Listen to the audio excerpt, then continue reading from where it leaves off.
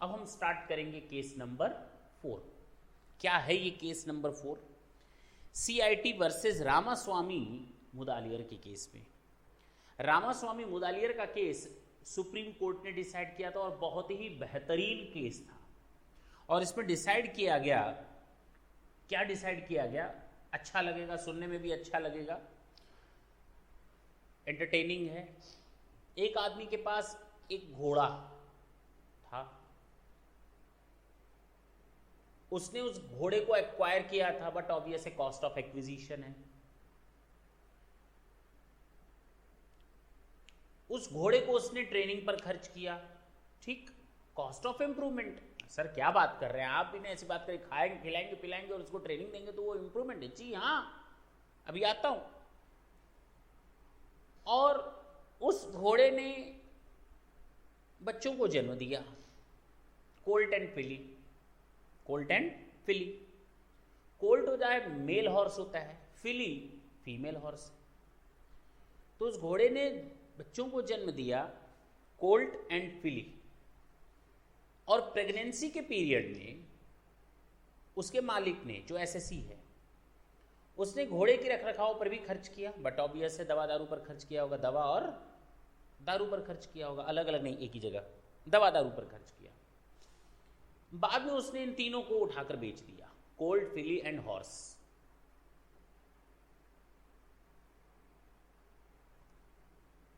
और उसने ये कंटेंशन दिया कि भाई मैंने घोड़ा खरीदा था 5 लाख में, बेचा है 5 लाख में, और मैंने इसको खरीदा था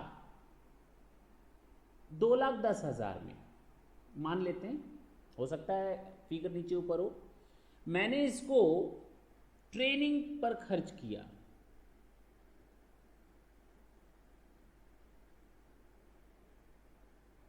और कोल्ट एंड फिली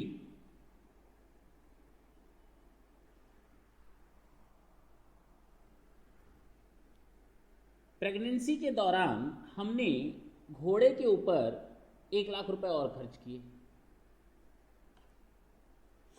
2, 3 और 4 इसने कहा कि मेरा कैपिटल गेन होगा 1 लाख, सब्जेक्ट टू इंडेक्सेशन, वो बात की बात है।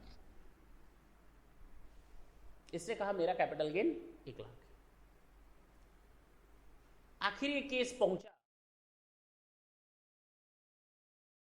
हम लोग बात करते हैं हाई कोर्ट ने, इस केस को हाई कोर्ट ने देखा। रामास्वामी मुदालियर का केस था, हाई कोर्ट ने देखा।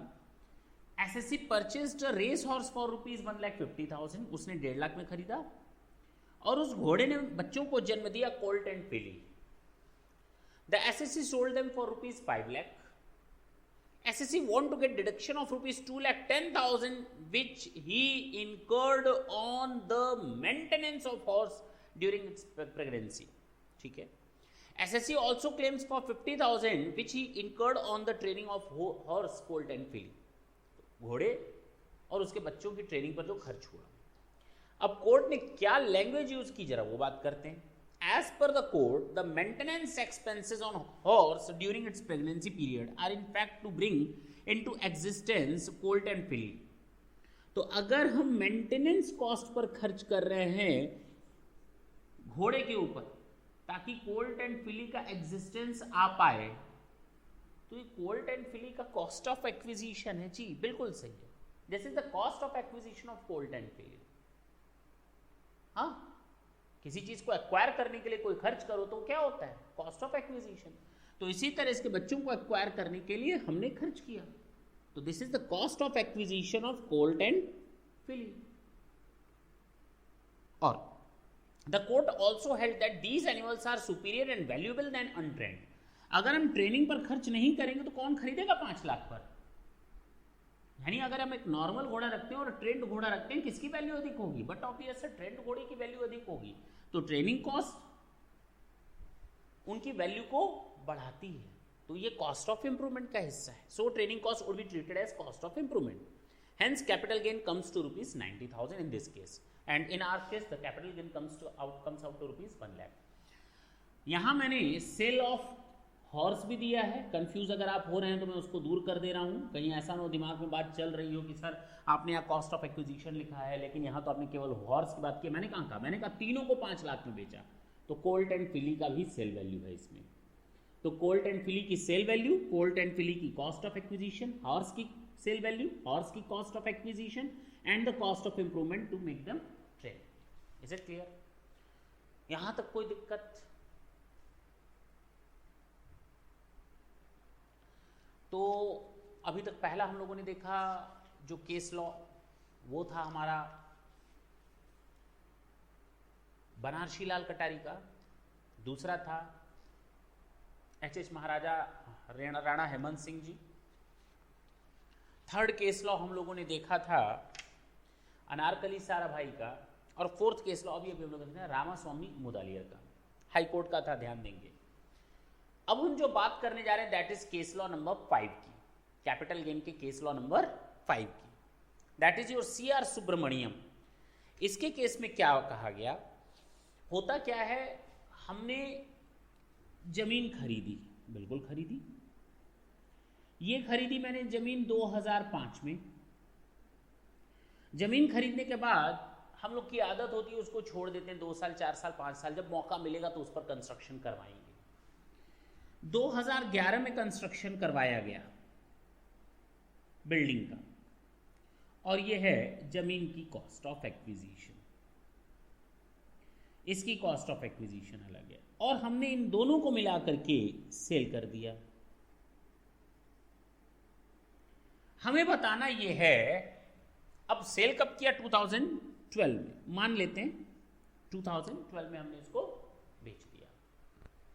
अगर आप इसको ऐसे देखें तो 2 क्वेश्चन अराइज होंगे। पहला, अगर हम पीरियड ऑफ होल्डिंग 2005 से माने तो 2012 तक it comes out to rupees, it will be treated as a long term capital asset, while in a case of a building, the building comes into existence in year 2011 and the complete house property with land was sold out in 2012. It means if we are just going to take it separately as an asset, then it will be a short term capital asset. Now the question arises whether both of these two should be considered as a single asset or both of these two should be considered separately for the purpose of computing capital gain. Might be both of these two may render a long term capital asset, might be both of these two may render as a short term capital asset, might be,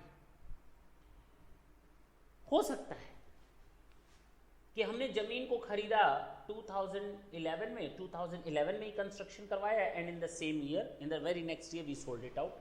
now both of these two render the same capital, long term capital, short term capital asset. Might be कि हम इसको 2005 में खरीदते और इसको 2006 में बनवा लेते, then ultimate result in both of these two cases comes out in long term capital asset. Now, what should we do? Should we take both of these two separately or should we take both of these two combined as a single asset? Now, here in this case, what is the case? Case number 5. CIT versus CR Subramaniam. Question था, whether land and building have to be considered separately for computing period of holding?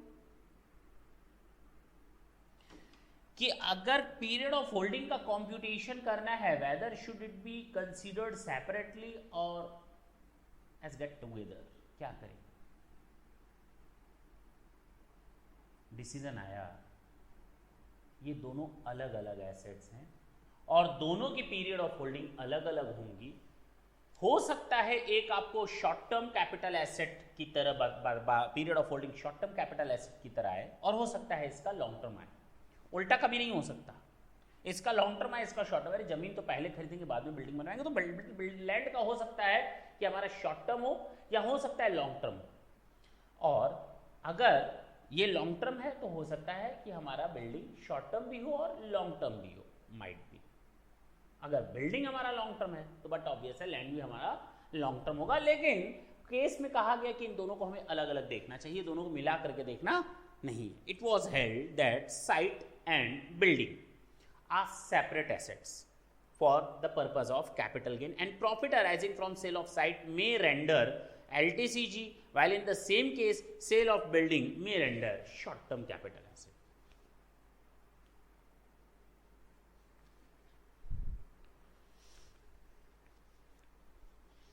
Swami CR Subramaniam, यहाँ तक किसी को कोई दिक्कत नहीं होगी। मैंने 2 इंपॉर्टेंट नोट दिए हैं। इसके बाद compensation paid for eviction of hutment dwellers from the land which is sold would be cost of acquisition. मैंने किसी जमीन को खरीदा और उस जमीन पर कुछ लोग ऑलरेडी बसे हुए थे और उन लोगों को मैंने हटाया। जब मैं उन लोगों को हटाया तो मुझे उनको कुछ कंपनसेशन देना पड़ा। अब अगर ये कंपनसेशन में दे रहा हूं तो मुझे ये बताओ, क्या ये कंपनसेशन मेरा कॉस्ट ऑफ एक्विजिशन है या कॉस्ट ऑफ इंप्रूवमेंट है भी या नहीं है, ये भी बता दो। उसके लिए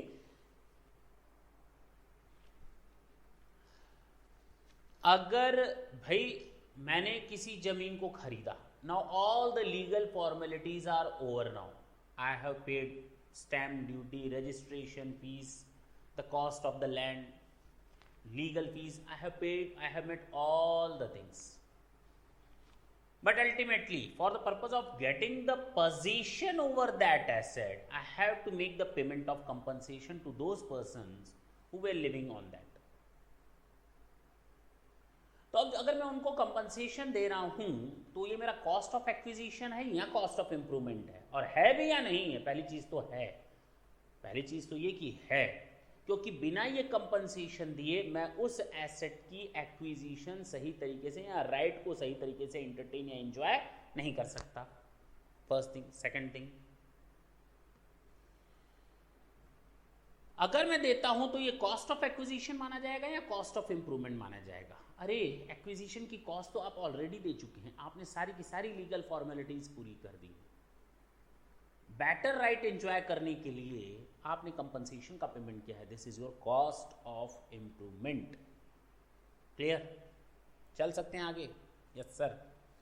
reduction of share capital, the second most important note.